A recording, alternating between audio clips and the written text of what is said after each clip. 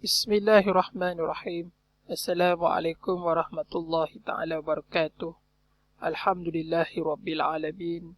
Wassalatu wassalam ala ashrafil anbiya'i wal mursalin.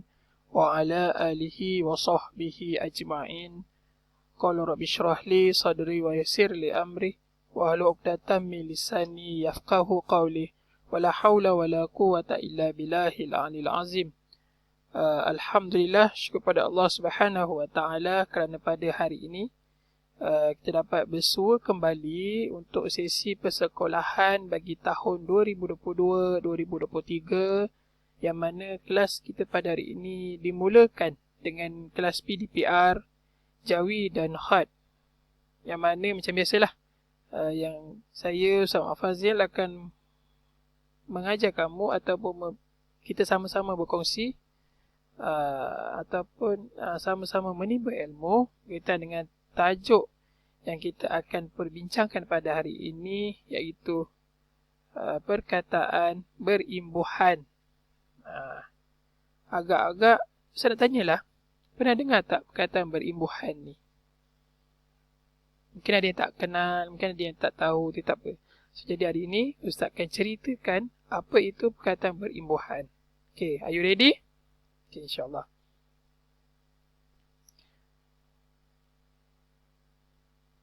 Okay, sebelum kita meneruskan pembelajaran pada hari ini, marilah kita sama-sama membaca doa. Moga-moga Allah Subhanahu wa Ta'ala memudahkan urusan kita menuntut ilmu Allah yang maha luas ini, dan juga diberikan taufik dan hidayahnya. Moga-moga kita semua mendapat barakah dan keridhaan Allah SWT. Okay, insyaAllah. Mari kita baca sama-sama. Bismillahirrahmanirrahim. Allahumma ftah alaina hikmataka wansyur alaina min khazain rahmatika ya arhamar rahimin. Walhamdulillahi rabbil alamin. Okay, insyaAllah. Nampak tak? Okay, ni adalah kata apa, basic, asasnya semua kena maklum, semua kena tahu, iaitu perkataan berimbuhan. Perkataan berimbuhan ni kita akan pecah kepada 3. So, untuk yang asas dia adalah ni. Okay, ini adalah asas dia, iaitu kata dasar. Kata dasar ni merupakan kata asal bagi sesuatu perkataan. Itu kata dasar lah. Okay. Kemudian kata dasar ini, kalau kita nak tahu imbuhan, kita ada awalan, okay, dan kita ada akhiran di sini. Okay, so jadinya bila awal bercampur dengan kata dasar, campur dengan akhiran, so dia akan jadi dekat bawah ni, apitan. Apitan ni bermaksud gabungan imbuhan awalan, akhiran dan kata dasar menjadi satu perkataan yang berimbuhan penuh lah. Okay? Sekolah kita nak tahu apa dia, so jadi hari ni jom kita lihat apakah perkataan imbuhan pertama yang kita akan sentuh hari ni. Jom. So, imbuhan pertama yang kita akan sentuh hari ni adalah imbuhan awalan. Imbuhan awalan ni terletak di belah mana? Okay, imbuhan awalan ni terletak di bahagian hadapan sebelum kata dasar. Okay, kata dasar di sini. So, sebelum tu imbuhan awalan. Okay. So, bila imbuhan awalan campur dengan kata dasar, dia akan jadi perkataan berimbuhan awalan. Okay, kita dah gabungkan. Nak tahu contoh dia tak? Contoh dia mudah saja. Dia tak susah mana. Kalau kita faham betul-betul konsep asas ni, so jadinya dia akan lebih mudah. Jom kita lihat apakah contoh perkataan berimbuhan awalan dan juga contoh ayat daripada perkataan tersebut. Okay, jom kita lihat. Alright. Okay, ni adalah contoh perkataan imbuhan awalan. Okay, nampak Ber ini adalah imbuhan awalan. Ni saya cakap tadi awal. Bertemu dengan temu. Temu ni adalah kata dasar. So, jadinya bila bertambah temu, dia akan jadi bertemu. Apa maksud bertemu? Bertemu ni maksudnya kita berjumpa. Okay, alright. Maksud dia. Okay, nampak tak? Bertemu, kita campur jadi bertemu. So, ber ni adalah imbuhan awalan. Temu ni adalah kata dasar. Okay, contoh ayat. Ali bertemu Osman di perpustakaan. Ali bertemu Osman di perpustakaan ni. Nampak tak Ustaz gariskan bertemu? Ni adalah contoh perkataan imbuhan awalan. Okey, okey. Maksud dia sama juga dengan ayat yang lain pula. Ali berjumpa Osman di perpustakaan. Sama je maksud dia. Yang penting dia orang A berjumpa dengan orang B. Maksud macam tu, dia bertemu, berjumpa. Sama maksud. Okey. Itu contoh perkataan lah.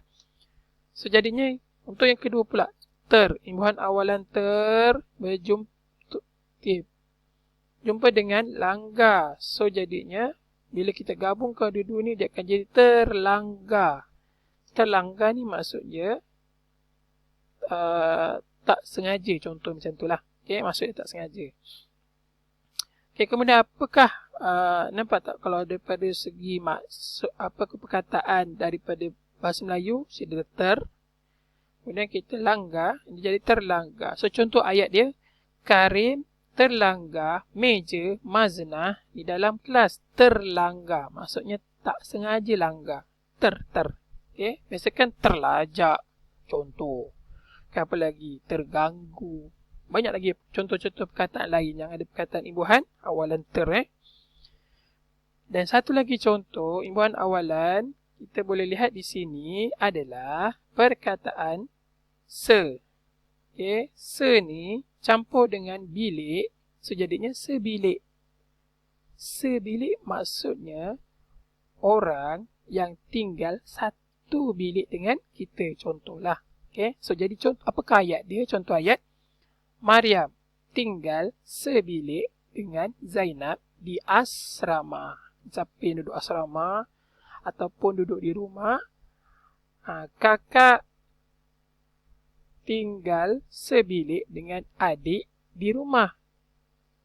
Tinggal sebilik kat rumah lah kan, bilik masing-masing. Itu kalau bilik tu berkongsi. Sama juga kalau dekat asrama. Asrama kadang satu bilik dua orang. Macam Ustaz dulu. Ustaz belajar, tempat belajar Ustaz dulu satu bilik dua orang. So tinggal sebilik maksudnya. So jadi imbuhan awalan ni kita gunakan se dekat situ, tambah dengan bilik, so jadinya sebilik. So ini adalah contoh-contoh ataupun perkataan lain boleh juga semalam, ada lagi perkataan semasa dan macam-macam lagi perkataan. Secuma yang itu kita nak eja saja nanti. Okay, ini adalah secara asas imbuhan awalan. So nanti bila Ustaz bagi latihan ke ataupun untuk yang kelas-kelas yang akan datang, kamu dah tahu dah imbuhan awalan terletak di depan kata dasar. Kemudian imbuhan akhiran kat belakang. So bila imbuhan awalan ni dekat mana? Mesti kat depan lah kan. So awak kena tengok kat situ. Pastikan dah tahu kedudukan dia, senang untuk awak selesaikan. Sama juga contoh. Perkataan sebilik ni macam mana kita nak cakap kata dasar? Kata dasar tadi kan Ustaz kata kata dasar adalah kata dasar, kata asas, asal bagi perkataan. Okay, kalau sebilik, apa kata dasar dia? Bilik lah. Kita dah buang se, ni imbuhan awalan. Nampak? Okay, ni daripada kata perkataan imbuhan awalan, dia nak jadi kata dasar. Tak, buang se ni. Buang se, so jadi perkataan bilik. Inilah kata dasar. Contoh. Nampak tak? Mudah kan? Jawi ni mudah. Kalau awak faham dia punya tata cara, insyaAllah senang untuk difahami. Okay, jadinya Ustaz rasa sampai situ dulu. InsyaAllah kita jumpa lagi pada episod yang akan datang. Sekian daripada Ustaz. Assalamualaikum warahmatullahi wabarakatuh.